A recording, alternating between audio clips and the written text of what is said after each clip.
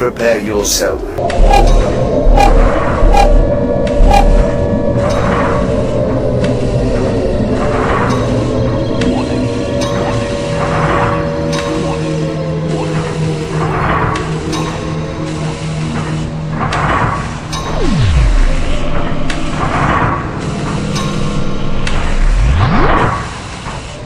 There was a girl who started a campaign in one of those dumb magazines. I think it was like 17 magazine or something like that.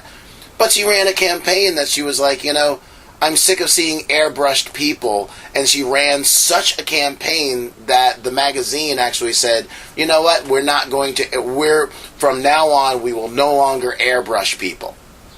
Wow. Okay, and that worked, yeah. Well, and it worked, and it's just like, even for something so vapid as like these kind of magazines, at least it was somebody. To me, it was less of the forum versus the idea that somebody actually said, "No, I'm sick of this," and this young person decided to do something about it other than bitch.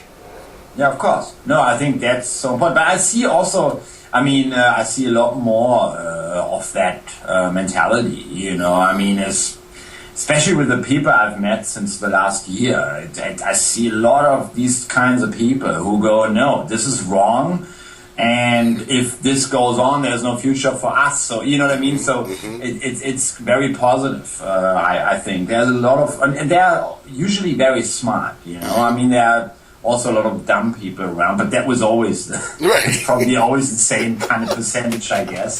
But it's so great to meet people who, who just really think constantly about that, making things better, or finding solutions actually, and instead of just complaining. And I think that's awesome to see that going on. It's kind of, that's a good example of that, and at least it makes people rethink, and it's things that maybe even our generation has already accepted. Right. We go, actually, why did we even, accept all these things? Right. Why hasn't somebody before this moment? And the other reason why I like that example is because this girl wanted to see real women.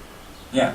And so she opted for reality versus, the industry had already grown up and said, hey, we're going to airbrush people, screw you.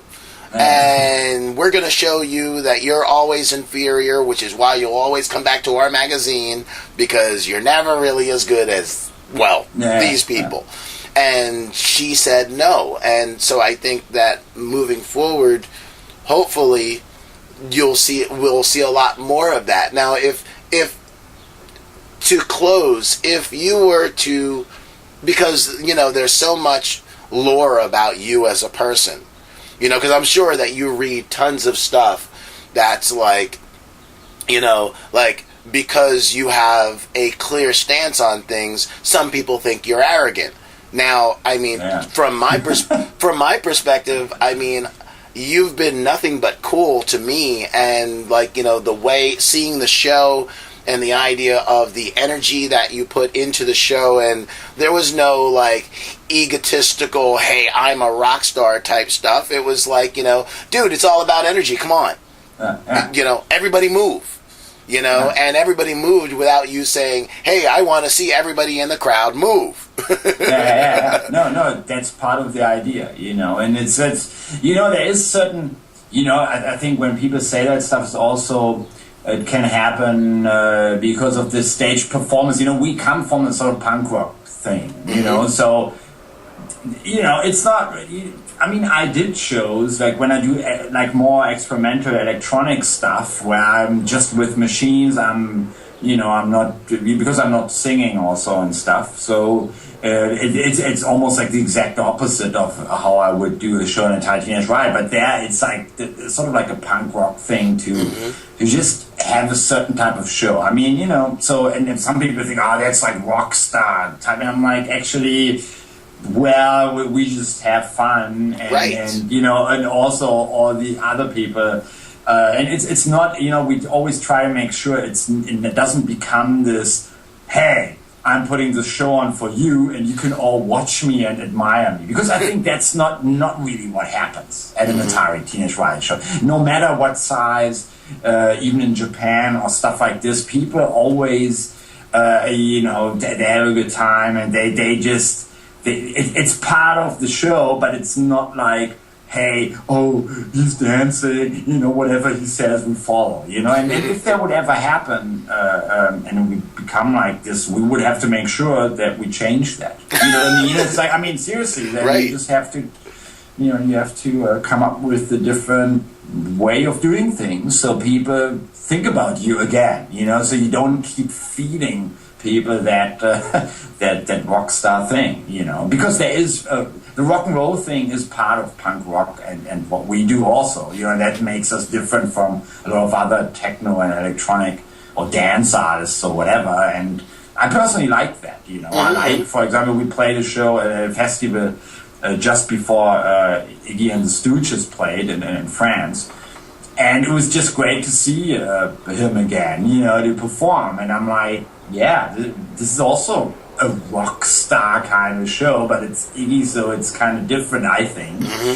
So people could say the same thing, but you like that or you don't. If you like to see an indie band, some guy who looks like he's just walked into Starbucks or something, stand there and look at his shoes, very often these people have way bigger egos than anybody who comes from punk rock. At least that's my experience. And it's also a lot of marketing, like, I'm playing like, I have this beard and these glasses and I'm like shy, and when you meet them backstage they scream at people like who work for them and treat them like, they're like total assholes. So, don't be fooled by this kind of stuff.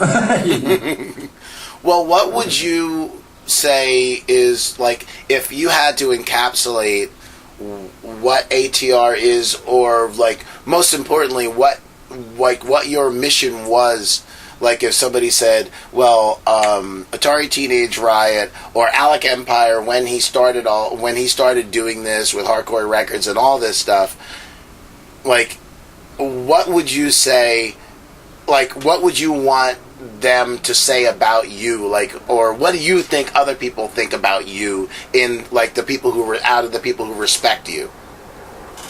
Good question. I don't know. Like, what I hear often is that what people seem to like is that we don't compromise, in that way. I hear this very often, that they, especially, like, for example, yesterday again, when this Wired interview was published, I got a lot of feedback like that. They were like, wow, like, this, how you think about music and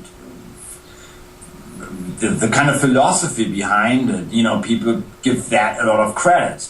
But then, there are also people who completely hate this idea, like they see things different. So it's, I think at the end of the day, of course, I will also want that people listen to the music and like that, and sometimes maybe the other stuff shouldn't, like, completely overshadow the actual music, because this can sometimes also happen. And I quite like that, for example, when people come to me, and that happened, for example, at that show last weekend in Frankfurt. There was a guy, we walked off stage, and there was like this guy who came to me and said, look, man, I just want to say, dude, like, thank you. Like, the music, I've listened to all these side projects, and, Atari, I love that, but man, like, some of these really weird records you did, and I found some of that stuff over the past year, like, oh my God, like, this is so awesome. Thanks so much. Like, a lot of people here at the show might not even know this stuff, but I just wanted you to know,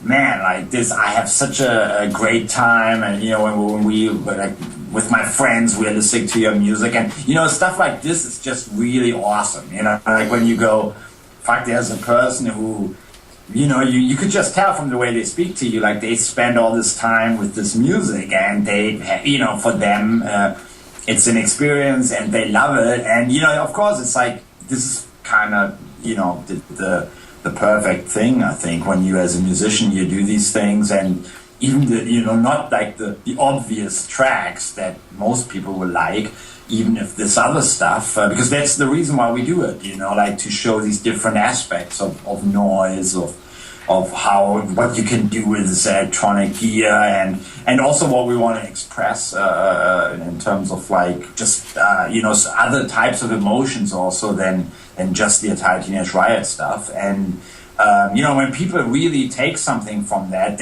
to me, that's amazing. Like that's the best reward, I find. Oh, right on. Well, dude, thank you so much. Are you ever planning on coming back to the States?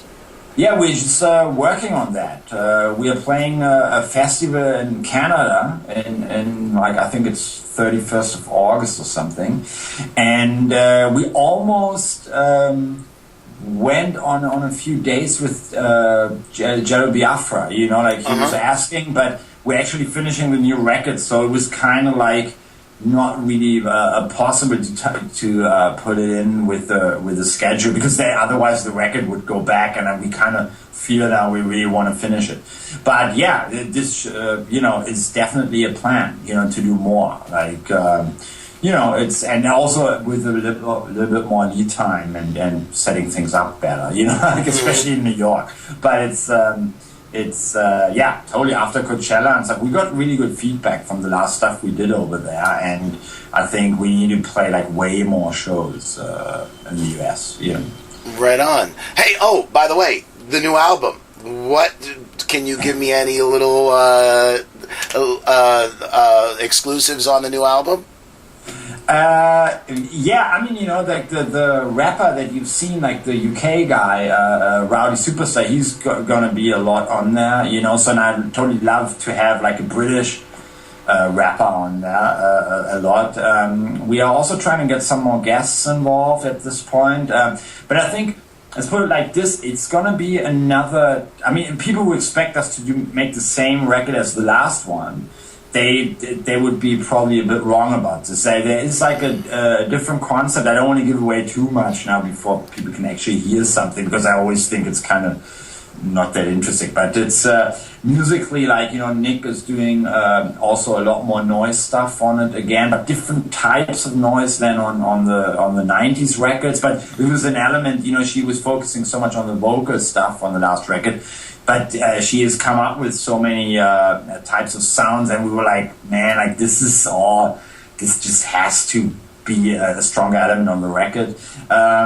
It's just, there's like some really cool stuff we've been working on, and some stuff we actually started to work on for the last record that didn't make it timing-wise.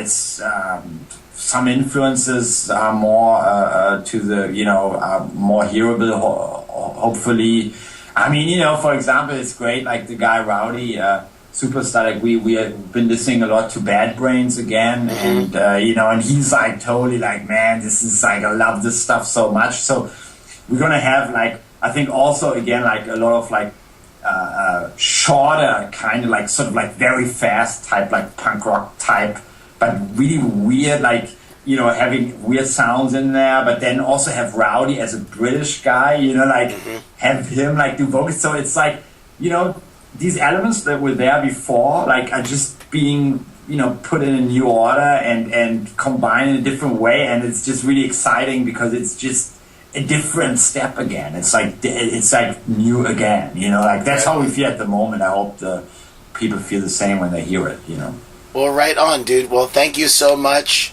and we will certainly stay in touch, and we'll talk soon. Okay, cool, man. And send us the links and stuff when it's up, right? Oh, certainly. Okay, good, man. Take care. Peace, bro. Okay, bye.